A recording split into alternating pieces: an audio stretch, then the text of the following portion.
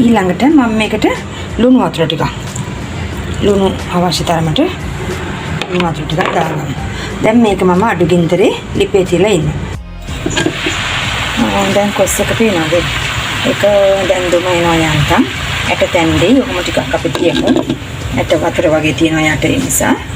විදිහට අඩු ගින්දරේ කොස් ටික ලිපේ තිබුණා. ලිපේ තිබ්බම වෙන මොකක්වත්ම දැම්මේ නැහැ. ඒක එහෙම අඩු ගින්දරේ තැම්බෙන්න ඇරලා අපි දැන් අනිත් ඒවා ටික ලෑස්ති කරගමු.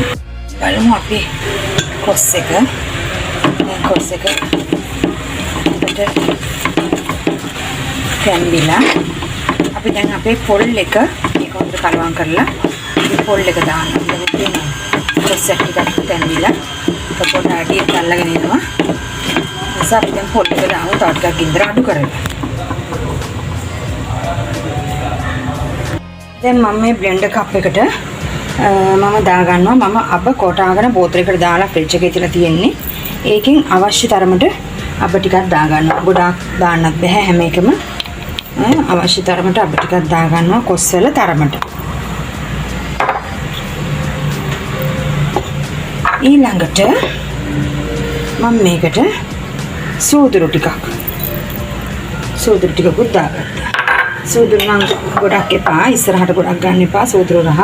ඊළඟ මේක චුට්ටක් කොටාගෙන මම 3-5 ටික දානවා. දැන් මේවා තමයි අපේ අනිත් කලමන. මොනවාද අපිට ලුණු අවශ්‍යයි. රතු ලුණු හෝ බොම්බයි ලුණු ඕන එකක්. ඊළඟට කරපිංච ටිකක්. ඊළඟට අවමරිස් කරල් 3ක් විතර මම ඉදිච්චේවත් විචෙන් දැන් ගත්තා. ඊළඟට සුදු ලුණු බික් 3-4ක් ගත්තා පපලා.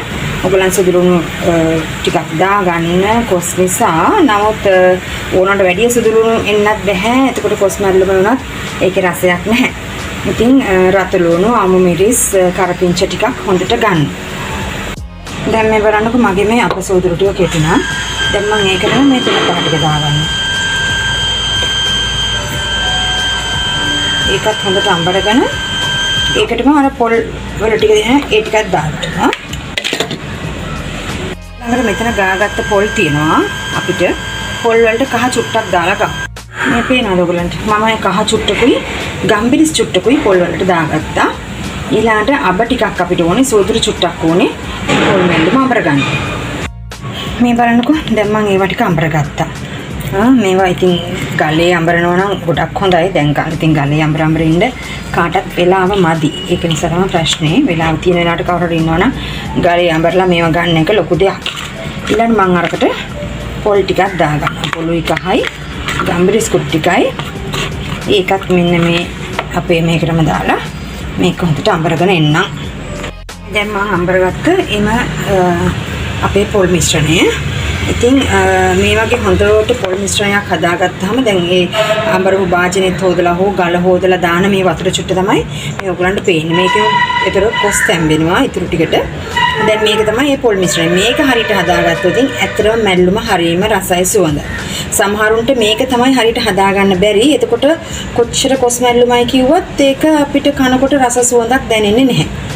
අපි බලමු දැන් අපේ කොස් එකට මොකද වෙන්නේ කියලා.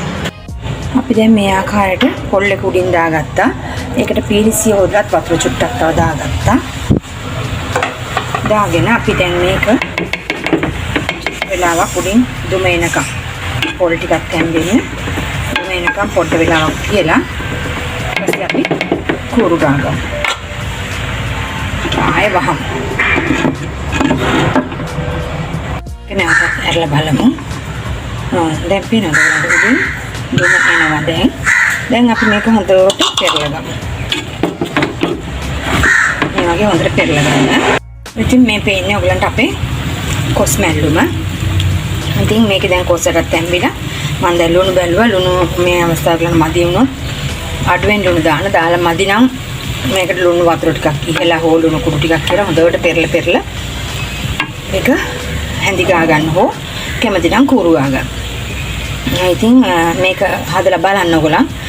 මේකට වැඩි වෙලාවක් යන්නේ නැත්නම් මේක හරියම රසයි. අපිට මේ කොස් එක හැදුවා වගේම හේරලි පොලොස් ඒවත් හදන්න පුළුවන්. මැල්ලුම් සහ අපිට තෙල් මැල්ලුම් ඒ වගේව හදන්න පුළුවන්. ඉතින් ඔයගොල්ලත් මේක හදලා බලලා මටත් කමෙන්ට් එකක් දාන්න කොයි විදිහද මේක තිබුණේ කියලා ඔයගොල්ලන්ට. මේක ඕනම හොද්දක් එක්ක ඔයගොල්ලන්ට කෑමට ගන්න පුළුවන්. හරිම රසයි. මස් හෝ කරවල හෝ මාළු හෝ කැමති හොදිත් එක්ක මේක ඔයගලන්ට කැමරට ගන්න පුළුවන්. ඉතින් ඔයගලන් මේක බැලුවට ඔයගලන්ට බොහොම ස්තුතියි. මම ඔයගලන්ට හැමදේම මම හදන ගෙදර හදන විදිය තමයි කියන්නේ. සාමාන්‍යයෙන් මගේ කැම හැමෝම රසයි කියලා කියන හින්දා කැම ඇත්තටම කන අය හරි වාසයි මගේ කැම කන්න. ඉතින් ඒ විදිහම තමයි ඔයගලන්ට පෙන්නන්නේ. දැන් මම ටික ඔෆ් කරගන්නවා. ඔයගලත් මේක හදලා බලලා මේ කොස් මැල්ලුම නැත්තම් හෙරලි මැල්ලුම නැත්තම් පොලොස් මැල්ලුම කොයි ආකාරයකද තිබුණේ කියලා මටත් කමෙන්ට් කරන්න. Thank you very much. ඔයගලන් මේක බැලුවට